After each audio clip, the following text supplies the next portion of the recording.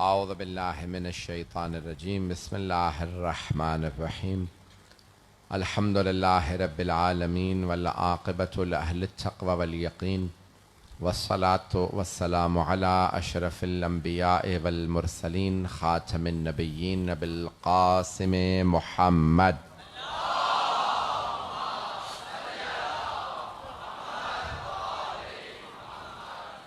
وآلہ الطیبین الطاہرین المعصومین لا سیما بقیت اللہ فی الارضین روحی وارواح العالمین لتراب مقدمہ الفدا واللعنة الدائمة على أعدائهم أجمعين من الآن إلى قيام يوم الدين.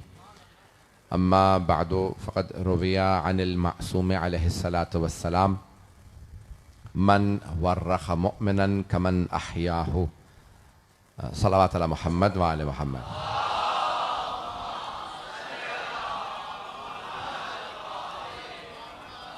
میں پہلے عشرے سے پہلے سے مسلسل سفر میں ہوں. لندن جانے کا ایک دو دن کے لیے اتفاق ہوا. افریقہ گیا, کربلا معلیٰ 40 کی زیارت کے لیے گیا, وہاں سے کویت, اور ابھی شام میں پہنچا ہوں. 2 مجالس پڑھ کے آپ کی خدمت میں حاضر ہوا. میری حالت بہت خستہ, لیکن خاص طور سے علامہ مرحوم کی اس چہلم کی مجلس میں اپنا عقیدت کے اظہار کے لیے حاضر ہوا ہوں. میرے ٹوٹے پھوٹے الفاظ کو قبول فرما لیجئے گا. جتنی تعریفیں برادران نے کر دی ہیں میں اس لائق نہیں ہوں. میں خود جانتا ہوں کہ میں کچھ نہیں ہوں. میں نے جس حدیث کا انتخاب کیا مشہور و معروف حدیث ہے. چند جملات اس حدیث سے متعلق پیش کروں گا. چہلم یا 40 کا ایک تصور جو اسلام میں دیا وہ سرور کائنات نے دیا ہے. میں جانتا ہوں آپ لوگ گزشتہ 4 گھنٹوں سے زیادہ ہو چکا ہے تشریف فرما ہے. میں بہت زیادہ وقت نہیں لوں گا, سن لیجئے گا. سرور کائنات نے 40 کا تصور دیا ہے کہ من اخلص للہ 40 صباحا یفتح اللہ ابواب الحکمت من قلبہ الی لسانہ.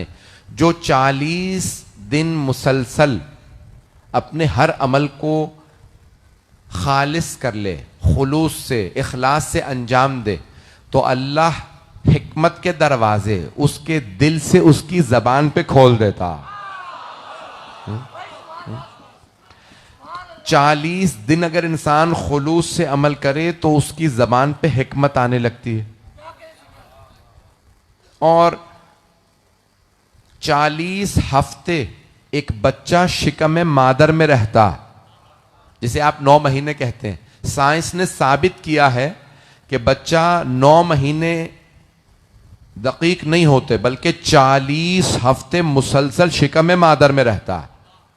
مجھے نہیں معلوم یہاں میں اس بات کو کس طرح سے پہنچاؤں گا.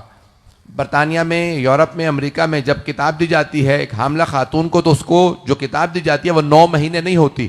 اس میں باقاعدہ وہ ہر ہفتے کی 40 ہفتوں پہ مشتمل کتاب ہوتی ہے.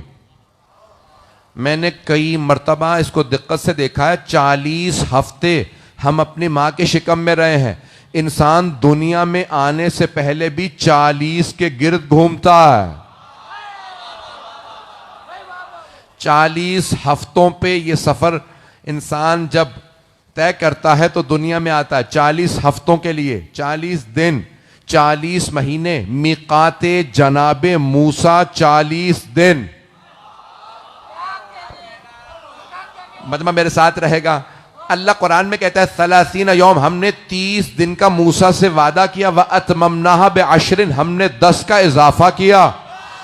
30 دن ذیقات کے تھے, 10 دن ذی الحج کے اضافہ کیے, اور کہا موسیٰ کی میقات 40 دن پہ مشتمل تھی.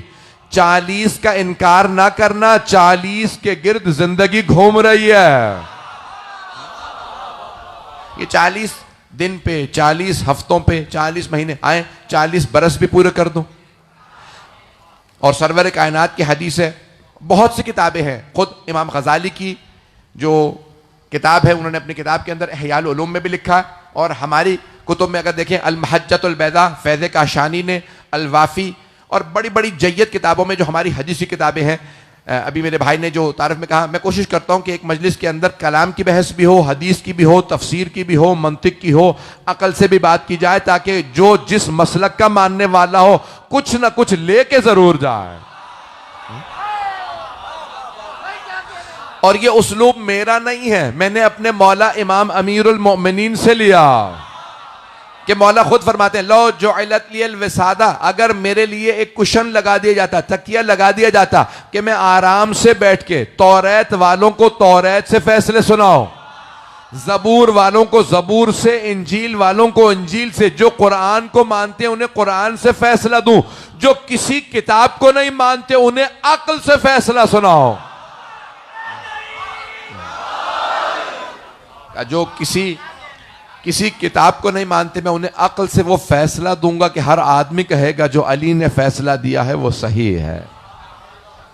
عزیزان گرامی، یہ 40 کا جو پیش کر رہا ہوں کہ میں نے کہا اتنے حوالے دے دیے، امام غزالی کا حوالہ دیا، فیض کاشانی کا، یہ بڑے بڑے جید علماء ہیں، تمام مسائل کے فکر جنہیں مانتے ہیں، تو ان سے پیش کر رہا ہوں کہ من اصبح 40، جو 40 برس کا ہو جائے، میں نے 40 دن بھی پیش کر دیے، 40 ہفتے بھی، اب 40 برس بھی سن لیجئے۔ من اصبح 40 ولم یعصى فقد یعصی، جو 40 برس کا ہو جائے پھر بھی عصا نہ لے تو کہیں معصیت نہ کرے۔ پوچھا مولا یہ کیوں عصا لے؟ آپ کہیں گے مولانا خود بھی 40 برس کے تو ہو ہی گئے ہیں، کیا یہ کیوں لے؟ سنت نبوی ہے، واجب نہیں ہے، کہ اس لیے عصا لے تاکہ اپنے آپ کو بار بار جب عصا رکھے تو بتائے جانے والے ہو گناہ نہ کرنا۔ جب انسان 40 برس کا ہوتا ہے تو اپنی عقل کی معراج پہ آ جاتا ہے، اپنی عقل کی معراج پہ آ جاتا، اسی لیے سرور کائنات ہر طرح کے کمال پہ فائز تھے۔ جملہ میں کہہ گیا ہوں، ہر طرح کے کمال پہ فائز تھے جب آپ نے اعلان رسالت کیا۔ معاشرے میں صرف علی کی کمی تھی، اس سے زیادہ جملہ نہیں کھل کے کہہ سکتا۔ پیغمبر میں کوئی کمی نہیں تھی، معاشرے میں علی کی کمی تھی، کیونکہ پیغمبر نے فرمایا تھا رب ادخلنی مدخل صدق واخرجنی مخرج صدق واجعل لی من لدنک سلطانا نصیرا۔ جب میں اس شہر مکے میں جاؤں تو صدق و صفا کے ساتھ، باہر آؤں تو صدق و سچائی کے ساتھ، تو اپنے پاس سے مجھے ایک ایسا مددگار عنایت فرما جو ہمیشہ مدد کرتا رہے۔ جناب موسیٰ نے فرمایا تھا، قرآن کریم ہے بھئی، قرآن اٹھا کے دیکھیے گا، مجھے جو پیش کرنا ہے سن لیجئے، میں جانتا ہوں آپ لوگ بہت دیر سے بیٹھے ہیں۔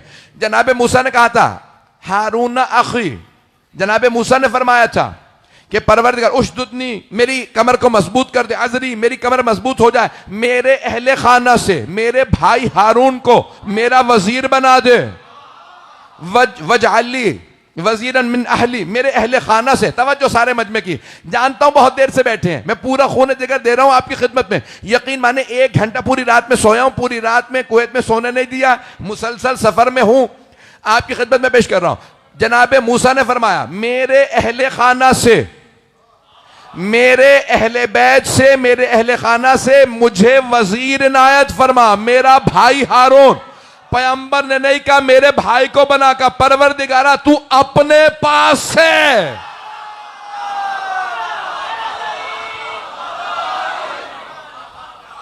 پروردگارہ تو اپنے پاس سے عنایت فرما، تو پھر اللہ یہی کہے گا نا میرے پاس سے تو وہی آئے گا جو کعبے میں آیا ہے۔ میں آپ کی محبتوں کا ممنون ہوں عزیزان گرامی، یہ سرور کائنات نے کہا وجعل لی، تو میں پیش کر رہا ہوں جس حدیث کو میں نے عنوان قرار دیا ہے، یہ 10 منٹ میں بولا ہوں، شاید 10 منٹ میں کوشش کروں گا بات کو مکمل کر دوں۔ تو اس حدیث میں معصوم علیہ السلام سے یہ مروی ہے حدیث، جس کو میں نے عنوان قرار دیا من ورخ مؤمنا، جو کسی مؤمن کی تاریخ بیان کرے، ایسا ہے کمن احیا ہو، جیسے اس نے اس کو زندہ کر دیا ہو۔ کتنی خوبصورت حدیث ہے۔ سرور کائنات فرماتے ہیں جس نے کسی من ورخ مؤمنا، جس نے کسی مؤمن کی یعنی صاحب ایمان کی، جو ایمان رکھتا ہو اس کی تاریخ کو بیان کیا، ایسا ہے جیسے اسے زندہ کر دیا۔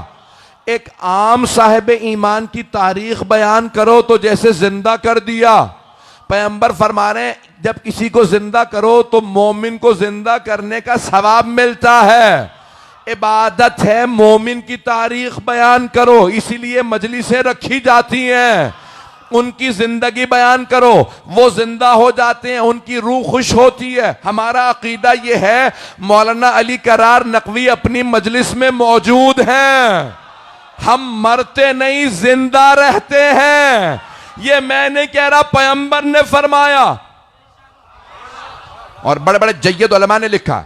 امام فخر الدین رازی، یہ ہمارے علماء میں سے نہیں ہے، بات پہنچ رہی ہے میری.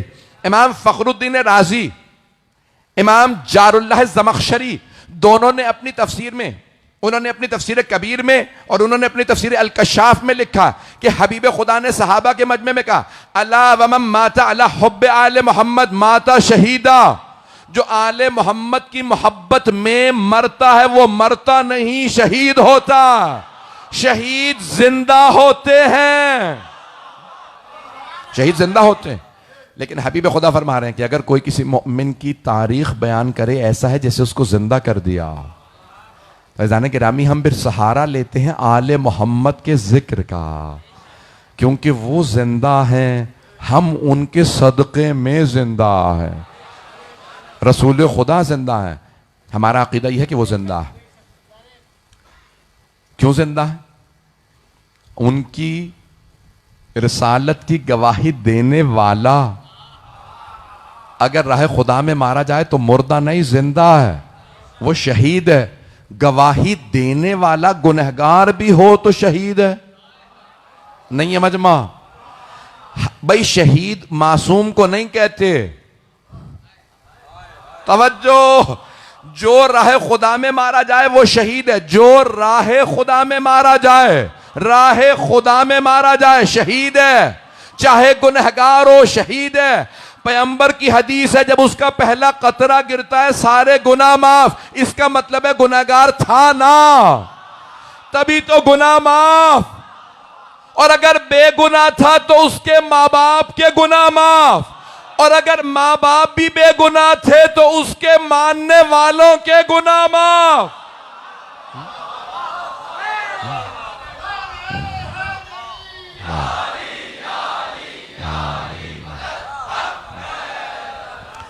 تو گنہگار ہے تبھی تو اس کے گناہ معاف ہیں. عزیزان گرامی، جب اہل بیت کا ماننے والا ہو، رسول خدا کا ماننے والا، جو رسول خدا کی رسالت کی گواہی دیتا ہو، راہ خدا میں مارا جائے تو شہید. اور شہید قرآن کہتا ہے وَلَا تَحْسَبَنَّ الَّذِينَ قُتِلُوا فِي سَبِيلِ اللَّهِ أَمْوَاتٌ بَلْ أَحْيَاءٌ عِندَ رَبِّهِمْ يُرْزَقُونَ. جو راہ خدا میں مارے جائیں، گمان بھی مت کرنا. گمان ذہن میں ہوتا ہے.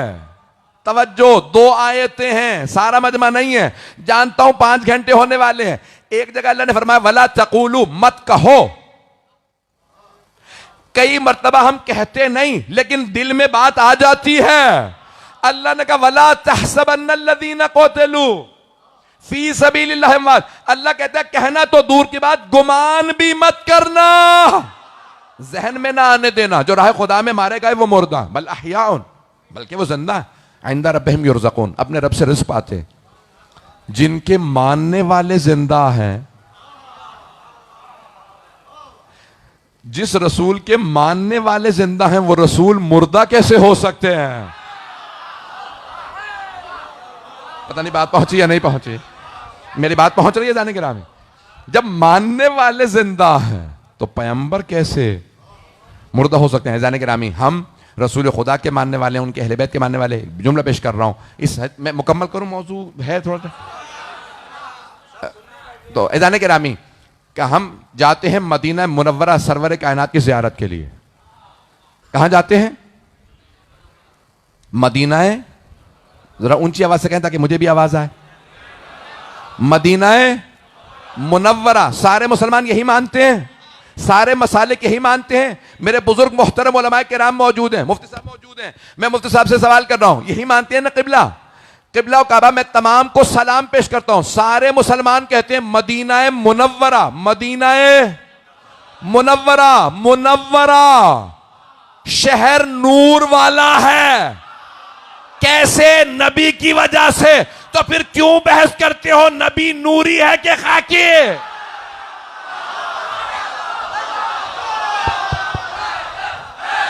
Hello hello.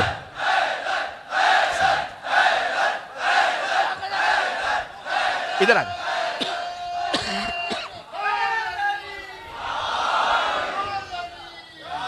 عرش والے بھی اسے عقدہ کشا کہتے ہیں.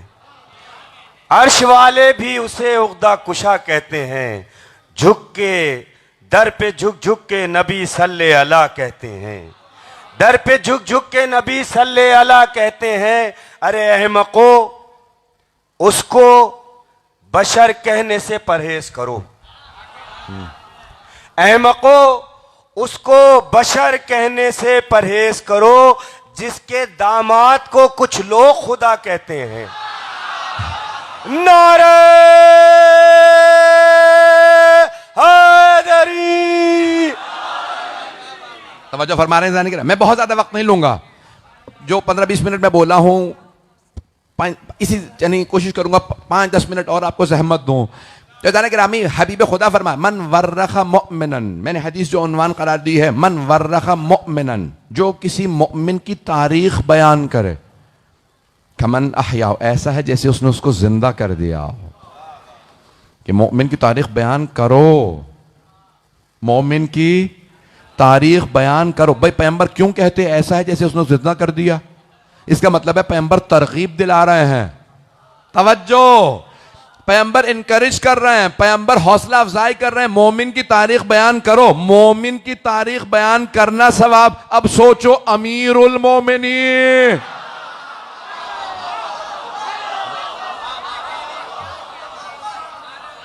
کیسے ممکن ہے کہ امیر المؤمنین کی تاریخ بیان کرنا گناہ ہو؟ میں ممنون ہوں آپ کی محبتوں کا. تو مومن کی تاریخ کو بیان کیا جائے اس کے. اچھا پھر یہ حدیث میں نے دیکھی ہے شیعہ سنی دونوں کتابوں میں ہے, اور مولا علی علیہ السلام نے اس کو دہرایا ہے نہج البلاغہ میں اپنے انداز سے. میں تمام احادیث نہیں پڑھ سکتا, انسان مطالب بہت زیادہ لاتا ہے, بعض اوقات مجالس پڑھنے کے بعد پھر دیکھتا ہے کہ مجمع بہت دیر سے بیٹھا ہے, کوشش کرتا ہے جلدی جلدی مطالب کو خلاصہ کر کے بیان کرے. مولا فرماتے ہیں فَاذْكُرُوا مَوْتَاكُمْ بِالْخَيْرِ. حبیب خدا نے فرمایا تھا جب بھی اپنے مردوں کا تذکرہ کرو تو ان کی اچھی باتوں کو یاد کرو. فَاذْكُرُوا مَوْتَاكُمْ بِالْخَيْرِ, ان کی اچھی باتوں کو یاد کرو. اس کا مطلب ہے جیسے زندگی کے اندر کسی کی اچھی بات بیان کریں, اسے پتا چلے وہ خوش ہوتا, اور کسی کی برائی بیان کرنا غیبت کہلاتا ہے. قرآن کہہ رہا ہے ایحب احدکم ان یاکل لحم اخیہ, کیا تم میں سے کوئی چاہتا ہے اپنے مردہ بھائی کا گوشت کھائے؟ تو غیبت نہ کرو. زندگی میں کسی مومن کی برائی بیان کرو تو غیبت, مر جائے تب بھی غیبت. تو ان کی برائیاں بیان نہ کرو, ان کی اچھائیاں بیان کرو. اگر برائیاں دیکھ بھی رہے تو بیان نہ کرو. یہاں تک ہے خدا کی قسم, ہماری فقہ کتابوں میں لکھی ہیں احادیث معصومین سے, یہاں تک لکھا ہے اگر کوئی کسی میت کو غسل دے رہا ہو اور اس دوران کوئی عیب نظر آ جائے وہ بھی کسی کو نہ بتائے. کیوں؟ اللہ ستار العیوب ہے. چلتے رہیے گا, وہ ستار العیوب ہے, عیبوں کا چھپانے والا ہے. خبردار اگر تم نے دیکھا بھئی ہاتھ کٹا ہوا تھا, ایسا تھا ویسا تھا, کہ خبردار دوسروں کو نہ بتانا تاکہ ان کے دل میں رنجش نہ آ جائے. حبیب خدا فرماتے ہیں جو میرے کسی ماننے والے کے غسل و کفن میں, دفنانے میں یا جنازے میں شریک ہو اس کے سارے گناہ معاف ہو جاتے ہیں. کہ یا رسول اللہ کیوں اتنے گناہ ایک دفعہ میں معاف؟ کہ کیونکہ جب تم کسی پہ, میں اپنے انداز سے اپنے الفاظ میں ترجمہ کر رہا ہوں, کہ جب تم کسی پہ احسان کرتے ہو, نیکی کرتے ہو, تو توقع رکھتے ہو یہ بھی میرا احسان لوٹائے گا. نہیں پہنچا سکا. انسان جب کسی کے ساتھ نیکی کرتا ہے, بھئی میں آج ان کے گھر جاؤں گا, ان کے بچے کی سالگرہ, ان کی بیٹی کی شادی ہے, ان کے گھر میں مجلس ہے, ان کے گھر میں میلاد ہے. توجہ, آپ جاتے ہیں توقع رکھتے ہیں میرے ساتھ بھی نیکی ہوگی. کہ جب کسی مردے کے ساتھ نیکی کرو یقین ہوتا ہے یہ احسان لوٹا نہیں سکتا. یقین ہوتا ہے, انسان کو یقین ہوتا ہے جس میت کے میں غسل و کفن میں آیا ہوں, جنازے میں آیا ہوں, یہ میرا احسان لوٹا نہیں سکتا. اس لیے انسان کو پتا ہوتا ہے میں صرف اللہ کی خاطر, رسول اللہ کی خاطر, اہل بیت کی خاطر اس کے پاس, اس کے جنازے میں. عزیزان گرامی کتنا اجر و ثواب ہے کہ انسان کسی کو اچھے الفاظ سے یاد کرے. اور اگر میرا جتنی دفعہ بھی اتفاق ہوا ملاقات کا، کراچی ہی میں کیونکہ ساری زندگی باہر رہا ہوں، میرے والدین، میں بہت چھوٹا تھا جب باہر چلے گئے، بلکہ میری پیدائش سے پہلے سے میرے والدین باہر تھے، آ گئے، میری پیدائش پاکستان کے لیکن پھر واپس چلے گئے، تو ساری زندگی باہر رہے. مجھے یہ جتنا ایکسپوجر ملا علماء سے، جید شخصیات سے پاکستان کی، وہ مجالس ہی کے وساطت سے، ذکر سید الشہداء کے صدقے میں ملنا نصیب ہوا.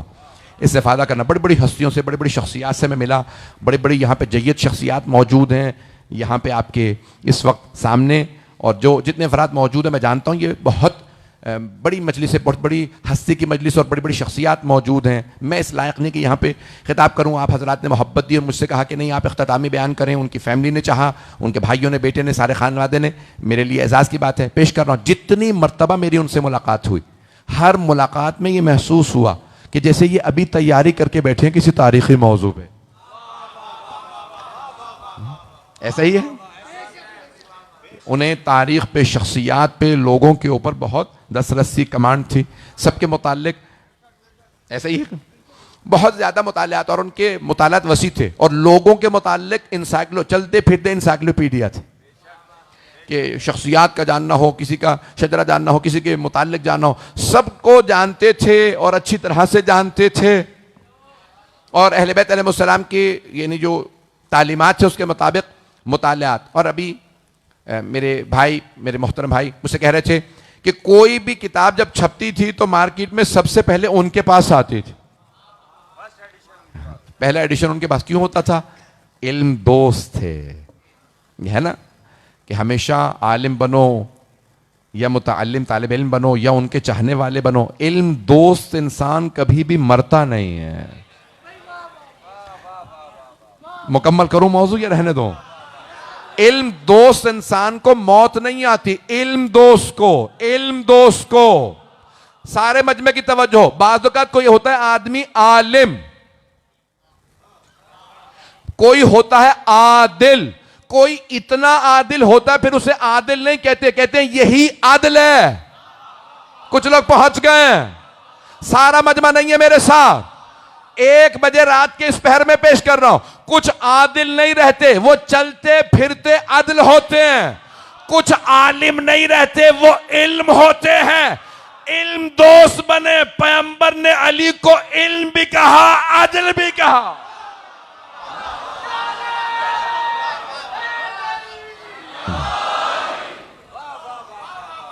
علم، عزیزان گرامی، علم دوست ہونا چاہیے.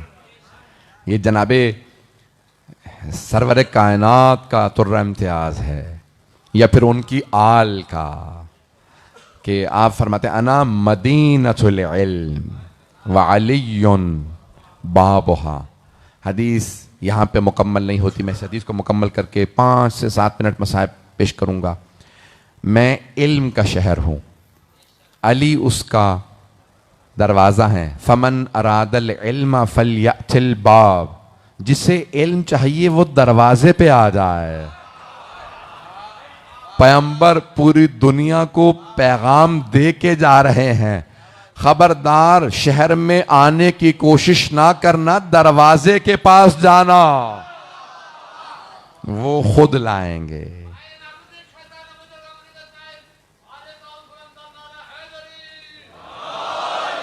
میں آپ کی محبتوں کا ممنون ہوں عزیزان گرامی. ایک ایسے ہستی جو مسلسل جہاں جاتے تھے کوشش کرتے تھے کہ نمائندگی کریں مکتب اہل بیت کی. اور اہل بیت علیہ السلام کسی کا ادھار نہیں رکھتے. جملہ کہہ گیا. اور میرے ابھی بھائی نے متوجہ بھی کیا، اور بہت سے ان کی خصوصیات ہیں. رؤیت ہلال کے اندر طویل مدت انہوں نے خدمت کی، اور اس پہ مسلسل جو ہماری تعلیمات ہیں اس کے مطابق وہاں پہ بیٹھ کے نمائندگی کرتے رہے. اور تمام علماء سے مختلف مسالک سے ان کا ملنا، اور ہر جگہ محبتیں بانٹنا. اور کیسے ممکن ہے کہ کوئی علی والا ہو محبتیں سمیٹنا نہ جانتا ہو. کہ جناب اگر امیر آج بھی تشریف لے آئیں تو جو دیکھے گا عاشق ہو جائے گا، لیکن شرط یہ ہے کہ تعصب نہ رکھتا ہو. ایسا ہی ہے تو عزیزان گرامی، ہم اہل بیت علیہ السلام کی ایک جاننے والے، ایک چاہنے والے کو، جنہوں نے ایک طویل مدت مکتب کی نمائندگی کی، تمام کے تمام بزرگ علماء سے مسلسل ملتے رہے، تمام مسالک کے، اور آج یہ مختلف مسالک کے، مختلف مذاہب، مختلف ادیان کے علماء کا اور جید شخصیات کا یہاں پہ، محترم اور قابل احترام شخصیات کا آنا، اس بات کی دلیل ہے کہ انہوں نے اہل بیت کے پیغام کو سب تک صحیح پہنچایا ہے۔ میں کیونکہ پوری دنیا میں سفر کرتا ہوں، مجھے یہ خود اتفاق ہوتا ہے، میں ہر جگہ جاتا ہوں، میں نے تمام مختلف ادیان کے ساتھ مختلف جگہوں پہ کوشش کی ہے کہ نمائندگی پیش کروں۔ آئیں ذرا کچھ دیر کے لیے چلتے ہیں ایک ایسی سرزمین ہے جس کا نام ہے کربلا، جہاں پہ رنگ کی قید نہیں ہے۔ وہاں پہ کوئی یورپین آئے وہ بھی شہید ہے، کوئی سیاہ فام آئے، کوئی جان ہو، غلام ہو، وہ بھی شہید ہے، اور اگر وہاں پہ کوئی آقا آ جائے وہ بھی شہادت دے، کوئی قمر بنی ہاشم ہو، کوئی ہم شکل پیمبر ہو، کہ بڑی بڑی شخصیات میدان کربلا میں آئی ہیں، لیکن کسی نے یہ نہیں کہا کہ میں اہمیت رکھتا ہوں۔ وہ سب جانتے ہیں ہم سب حسین پہ قربان ہیں۔ یہ وہ حسین ہیں جنہیں پیمبر نے چوما ہے نا روایات کے اندر، پیمبر مولا حسین کی پیشانی کو چوما کرتے تھے، گلے کو چوما کرتے تھے، لبوں کو، سینے کو۔ شیخ جعفر شوشتری کہتے ہیں پیشانی کو اس لیے چومتے تھے یہاں کسی پتھر نے لگنا تھا، لبوں کو اس لیے چومتے تھے کیونکہ یہاں کسی ملعون کی چھڑی نے آنا تھا،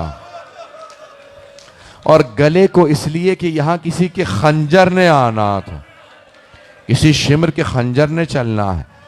پھر سینے کو کیوں چومتے تھے؟ روایت ہے نا حضرت ام سلمہ رضی اللہ عنہا سے، رسول خدا جب آغوش میں لیتے تو اتنا چومتے پیمبر کہ کم سے 6 مہینے کے امام حسین گود میں لیتے، چومتے رہے۔ حضرت ام سلمہ کو، ام المومنین حضرت ام سلمہ کو جانتے ہیں کیوں اتنی محبت تھی؟ کیونکہ وہ بار بار پیمبر کو دیکھتی تھی کہ اتنا چوم رہے ہیں، تو پھر بہانے سے جناب ام سلمہ جاتی جناب سیدہ کے پاس، بی بی اگر آپ اجازت دیں کچھ دیر کے لیے میں حسین کو کھلا لوں، اگر آپ اجازت دیں میں آغوش میں لے لوں۔ جب پوچھا نا صحابہ نے، کہا ام المومنین رسول خدا حسین کے ساتھ کیسے پیش آتے تھے؟ کہا میں نے اپنی آنکھوں سے دیکھا، اتنا چومتے تھے کہ پیغمبر کے آنسو بہنے لگتے تھے۔ اگر دیکھ سکے تو دیکھیے گا سینے کو کیوں چومتے تھے۔ شیخ جعفر شوشتری، مرحوم آیت اللہ شیخ جعفر شوشتری اپنے مقتل میں لکھتے ہیں پیشانی کا چومنا سمجھ میں آیا، لبوں کا، گلے کا، یہ سینے کو کیوں چومتے تھے؟ پھر وہ خود ہی کہتے ہیں کیونکہ یہاں گھوڑوں کی ٹاپوں نے آنا۔ اجرکم اللہ، اجرکم اللہ، رونے میں بخل نہ کیجئے گا۔ آج آپ ایک ایسی مجلس میں آئے ہیں کہ جو چہلم یہاں پہ اہتمام کیا گیا وہ خود بھی زندگی بھر مجلسیں پڑھتے رہے، تو آئیں ذرا مل کے پرسہ دیتے ہیں جناب سیدہ کو۔ بی بی آپ کو آپ کے بیٹے حسین کا پرسہ دینے آئے ہیں۔ بی بی چند دن پہلے، 2 دن پہلے آپ کے بڑے بیٹے سبط اکبر حسن مجتبیٰ کی شہادت تھی۔ پیش کروں امام صادق علیہ السلام کی روایت، اگر دیکھ رہے ہیں تو دیکھتے رہے، نہیں تو آنکھیں بند کر کے چلیے ذرا کچھ دیر مدینے۔ چھٹے امام فرماتے ہیں روز قیامت منادی ندا دے گا، یا اہل محشر غضوا ابصارکم، اے اہل محشر نگاہوں کو جھکا لو، حتی تمر فاطمہ، تاکہ فاطمہ گزر جائیں۔ راوی نے سوال کیا مولا آپ کی دادی تو پردے میں آئیں گے، پھر کیوں کہا جائے گا نظروں کو جھکا لو؟ کہا میری دادی ایسے مصائب میں آئیں گے کوئی دیکھ نہیں پائے گا۔ چوتھے امام فرماتے ہیں کیسے آئیں گی؟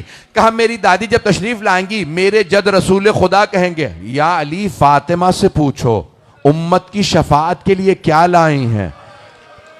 امام زین العابدین علیہ السلام فرماتے ہیں میری دادی کہیں گی یا ابا الحسن میرے بابا سے کہیے میں عباس کے 2 بازو لائے ہیں، میں عباس کے 2 بازو لائی ہوں۔ شاید امت بازوؤں کو دیکھ کے برداشت نہ کر سکے، اس لیے کہا جائے گا نظروں کو جھکا لو۔ اگر بازو کافی نہ ہو تو بی بی کے پاس ایک چھوٹا سا کرتا بھی ہے، کسی ششماہ علی اصغر کا، اجرکم اللہ. بس بھائی میرے سینے میں اتنی طاقت نہیں کہ میں پورے مسائل پڑھ سکوں. 2 سے 4 منٹ کی زحمت دوں گا, میرے ساتھ چلیے گا. روایت مکمل کروں امام جعفر صادق علیہ السلام کی. امام فرماتے ہیں جب میری دادی تشریف لائیں گی, سارے اہل محشر سنیں گے کہ ایک مرتبہ ندا آئے گی, فاطمہ آج آپ جو مانگیں گی عطا ہوگا. تو چھٹے امام فرماتے ہیں میری دادی کہیں گی پروردگارا مجھے میرے دونوں بیٹوں کی شہادت دکھا دے. کا ایک پردے پہ دونوں بیٹوں کی شہادت دکھائی جائے گی, جیسے آج اسکرین لگائی جاتی ہے. امام کہتے ہیں ایک پردہ ہوگا جس پہ دونوں کی شہادت نظر آئے گی. سنیں گے کیسے شہادت نظر آئے گی؟ چھٹے امام سے کسی نے پوچھا مولا کیا نظر آئے گا؟ میری طرف دیکھیے گا. امام جعفر الصادق علیہ السلام فرماتے ہیں ایک کے جگر کے ٹکڑے نظر آئیں گے, دوسرے کی کٹتی ہوئی رگیں نظر آئیں گے. کہا ایک مرتبہ جب بی بی دونوں کی شہادت دیکھیں گی, بلند آواز سے رو کے کہیں گی پروردگارہ میں نے بڑی زحمتوں سے پالا تھا, میں نے چکیاں پیس کے پالا تھا, پروردگارہ میرے بیٹے کے جگر کے ٹکڑے, ایک کی کٹتی ہوئی رگیں. چھٹے امام فرماتے ہیں بلند آواز سے میری دادی گریا کریں گی. کہ خود اللہ کہے گا فاطمہ آج آپ جو مانگیں گی میں عطا کروں گا. کہ میری دادی رو کے کہیں گی پروردگارہ میں تب تک جنت میں نہیں جاؤں گی جب تک میرے دونوں بیٹوں کا ایک ایک رونے والا میرے ساتھ جنت میں نہ جائے. جب تک ایک ایک رونے والا. بھئی آپ سب رو رہے ہیں نا, ایک سوال کروں, جب آپ روتے ہیں کوئی آپ کو تازیانے تو نہیں مارتا؟ ہائے علی و بطول کی بیٹیاں, جب جناب زینب کبریٰ گریا کرتی تھیں بی بی کو تازیانے مارے جاتے تھے. بھئی یہ کون سے دن ہیں جب بی بی مدینے واپس آنے والی ہیں؟ 2 جملے پیش کر کے زحمت کو تمام کر رہا ہوں. روایت میں ہے جب جناب زینب کبریٰ مدینے واپس آئی نا, تو پہلے بشیر ابن جزلم نے ممبر رسول پہ کھڑے ہو کے اعلان کر دیا تھا الا یا اہل یثرب لا مقام لکم بہا قتل الحسین بکربلا. مدینے والوں نہیں کہا او یثرب والو, جس نبی کی وجہ سے اس شہر کا نام بدل کے کہا گیا تھا نا مدینۃ النبی, اسی نبی کے نواسے کو کلمہ گو نے مار دیا. او مسلمانوں حسین مارے گئے. سارے مدینے والے مسجد نبوی میں جمع ہو گئے, سب بلند آواز سے رو رہے تھے ہائے حسین. اتنے میں جناب زینب آ گئی. آخری جملے پیش کر رہا ہوں, میں جانتا ہوں آپ کئی گھنٹوں سے بیٹھے ہیں. جب جناب زینب آئیں نا تو بی بی فوراً روضہ رسول کے اندر نہیں گئیں. روایت میں ہے بی بی نے دونوں ہاتھ دروازے پہ رکھے اور بلند آواز سے رو کے فرمایا یا جدہ انی ناعیۃ الیک بولدک الحسین, نانا میں آپ کے نواسے حسین کی سنانی لائی ہوں. نانا میں 70 قدم کے فاصلے پہ کھڑی تھی جب شمر نے حسین کا امامہ اتارا. نانا جب اس نے خنجر چلایا, بالوں میں ہاتھ ڈالا, نانا میں 70 قدم کے فاصلے پہ کھڑی تھی. نانا میں نے رو رو کے کہا اما فیکم مسلم, کیا تمہارے درمیان کوئی مسلمان نہیں ہے؟ یہ تمہارے نبی کا نواسا, مت مارو, میری ماں نے چکیاں پیس کے پالا. اجرکم اللہ. روایت میں ہے کہ مدینے کے مسلمانوں کی اتنی بلند آواز سے گریے کی آواز آ رہی تھی کہ جناب زینب کی آواز سنائی نہیں دے رہی تھی. میں جس جملے پہ تمام کرنا چاہتا ہوں کہ بی بی اتنی بلند آواز سے مدینے والے رو رہے تھے کہ جناب زینب کی آواز نہیں آ رہی تھی. بی بی خاموش ہو گئی. جب سب روتے روتے تھک گئے اور خاموش ہو گئے تو بی بی نے ایک جملہ کہا. اب سب میری طرف ضرور دیکھیے گا جس جملے پہ میں تمام کرنا چاہتا ہوں. جب سب روتے روتے تھک گئے نا اور چپ ہو گئے تو بی بی نے ایک جملہ کہا نانا اگر نامحرموں کا مجمع نہ ہوتا میں اپنی کلائیوں سے چادر ہٹاتی, نانا میں بازوؤں کے نیل دکھاتی, نانا میں آپ کو بتاتی آپ کی امت نے مجھے کتنے تازیانے مارے. الا لعنت اللہ علی القوم الظالمین.